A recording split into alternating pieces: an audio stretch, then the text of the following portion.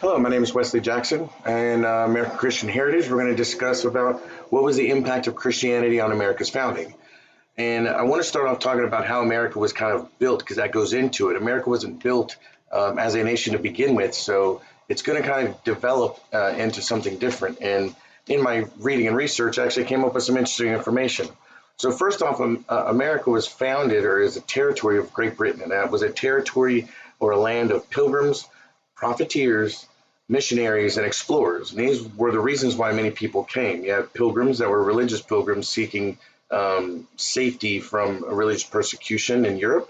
Then you had profiteers, people that came to make money, especially early on in the tobacco industry in Jamestown. Missionaries, because King James wanted to spread the word of God to those that didn't know it, because that was our job. And of explorers, people who just wanted to get fame and be famous for finding something new and different.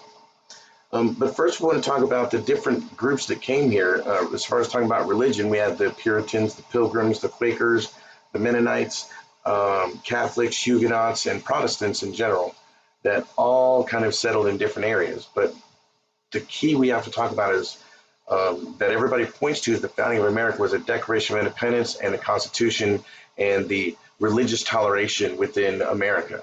As Dr. Schultz said in his video, in his video lecture, that religious toleration wasn't something that existed in America or in the territories or in the colonies of Great Britain.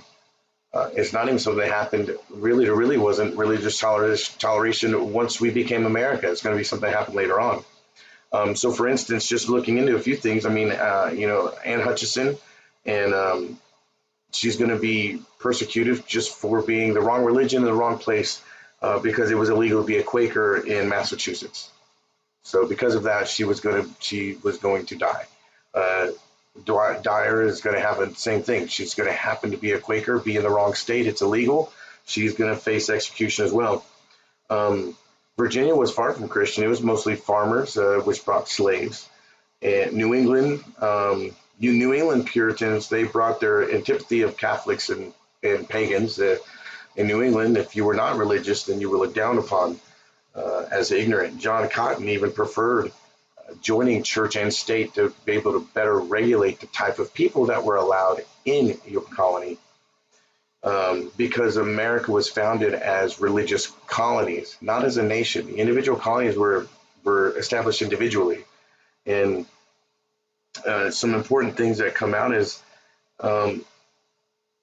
the founding was more about Protestantism than Christianity. And that's going to be, Sacred Liberty, written by Stephen Waldom, is going to say that there is no toleration within the founding and the early founding fathers even. Religion was just brought in. 1776, all men are endowed by the Creator by Thomas Jefferson was put on there. He argues strictly because he was trying to appease the editor, Benjamin Franklin, who was very religious, and he wanted to make sure that that didn't get taken out because it had already been the similar phrase that he was using was had already been tried in Virginia and Maryland, and had both failed. So he added the endowed by the Creator part to bring the religious zeal to it. One Nation Under God by Kevin Kruse, basically he contends that we weren't a religious country at all, and that corporate America was responsible for bringing the religious idealism to the United States. Many people say, well, what about for, in God we trust on the money? Well, unfortunately, that's one of the things that Kevin Kruse is talking about, because it was the American businesses trying to fight against New Deal protections. And the 8th Congress in 1956 is the one that added the term, in God we trust, to be put on the money. Before that, it wasn't on there. So I don't believe that we were founded as a Christian nation. Inventing a Christian America by Stephen Green says it happened just because of the Great Awakening, and we happened to just be involved, and it was the right place, right time, right climate, right people. And it just kind of happened to be that way as we look at it historically. But living there, you would not have felt the religious freedom that you believed. Christmas was illegal in New England for, till the mid-19th century. Please look in my abstract and any of my sources, and thank you. Have a good evening.